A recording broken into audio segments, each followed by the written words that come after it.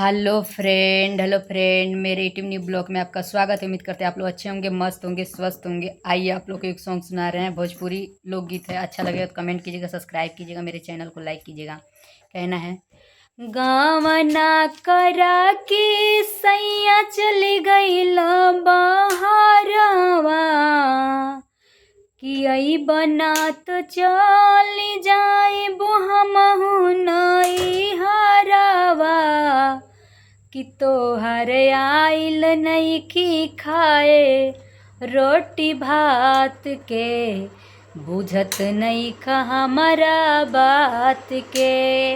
औरतिया कैसे कहतिया, कौना भाव में कहतिया, कहे के बा कि गावना करा के सैया चल गईनी बहरवा, आई बना तो चल जाइब हमहु नई हरवा, कि तोहर आइल नइखी खाए रोटी भात के, बुझत नइखा हमारा बात के, कि तोहर आइल नइखी खाए रोटी बात के, बुझत नइखा हमारा बात के।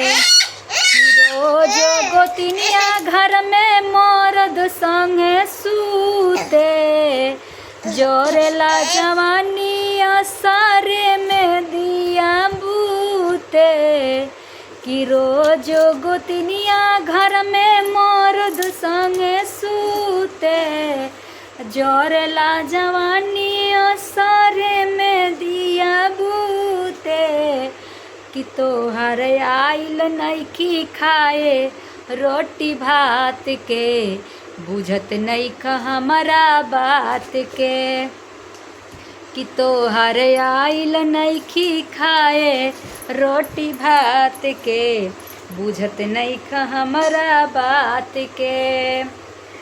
लूटेले लहर सहरी राती के सावतिया, खाना ना घोटाला घर में होखेला ससतिया, तो हम ना जननी तोहार तनिको विश्वघात के, बुझत नइखा हमारा बात के।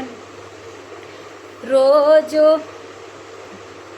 लूटेले लहर सहरी राती के सावतिया, खाना ना घोटाला घर में होखेला ससतिया, कि तोहार हम ना जननी तनिको विश्वघात के, बुझत नइखा हमारा बात के। गावना करा के सैया चल गईला बहरवा, आई बना तो चल जाइब हमहु नई हरवा, कि तोहर आइल नइखी खाए रोटी भात के, बुझत नइखा हमारा बात के, कि तोहर आइल नइखी खाए रोटी भात के, बुझत नइखा हमारा बात के। अच्छा लगी तो कमेंट, सब्सक्राइब, लाइक, कमेंट जरूर करो। आपके लिए हम रात में मेहनत करेंगे।